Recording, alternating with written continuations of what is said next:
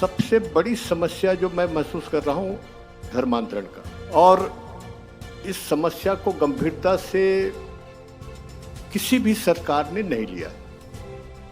राज्य सरकार का विषय है। और ये भी देखने को मिलता है कि एक सरकार पावर में आई, शासन में आई, तो जो दूसरे सरकार को दोष देना, और दूसरे सरकार फिर पावर में आई तो पहले वाले को दोष देना।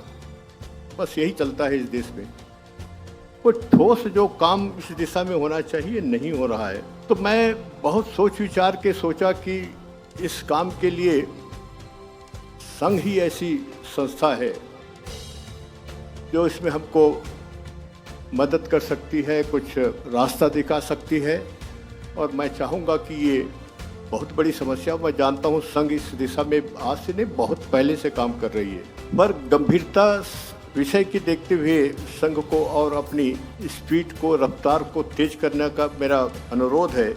आरएसएस की गुप्त योजना, मिशनरीज को रोकने के लिए सिख हिंदू संतों का गठबंधन। नमस्कार दोस्तों, क्या आरएसएस अब मिशनरियों को सिख हिंदू संतों के जरिए रोकने की योजना बना रहा है? क्या पंजाब में हो रहे धर्मांतरण को लेकर संघ गंभीर हो गया है? और क्या बीजेपी के अगले अध्यक्ष को लेकर भी फैसला इसी बैठक में होगा? आज हम बात करेंगे दिल्ली में चल रही उस 3 दिन की बड़ी आरएसएस मीटिंग की, जिसमें इन दोनों बड़े मुद्दों पर रणनीति बनाई जा रही है। चलिए शुरू करते हैं।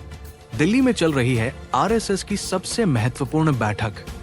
4 जुलाई से 6 जुलाई तक रहेगा। इसका मुख्य स्थान आरएसएस का मुख्य कार्यालय केशव कुंज दिल्ली में है, और इसमें भाग लेने वाले स्वयं संघ प्रमुख मोहन भागवत, सभी प्रांत प्रचारक, सह प्रांत प्रचारक और संघ के 6 सहकार्यवाह। इस बैठक में 2 मुद्दे सबसे अहम हैं।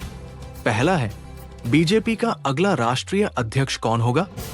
दूसरा है पंजाब में तेजी से फैल रही मिशनरी गतिविधियों को कैसे रोका जाए। देखेंगे कि मिशनरीज के खिलाफ क्या रणनीति अपनाएंगे। आरएसएस की कहना है कि पंजाब में दलित सिखों का ईसाई धर्म में झुकाव बढ़ रहा है।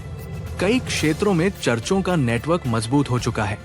लोगों को चमत्कारी इलाज, विदेश जाने का सपना और आर्थिक मदद के जरिए लुभाया जा रहा है।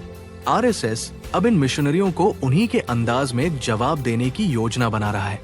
आरएसएस की इस रणनीति के 4 मुख्य बिंदु क्या क्या है देखेंगे। पहला, धर्म प्रचारक तैयार करना। आरएसएस सिख हिंदू संतों को प्रशिक्षण देगा ताकि वे मिशनरियों का वैचारिक और सामाजिक जवाब दे सकें। उन्हें गांव-गांव भेजा जाएगा ताकि लोगों को उनके धर्म के मूल विचारों से जोड़ा जा सके।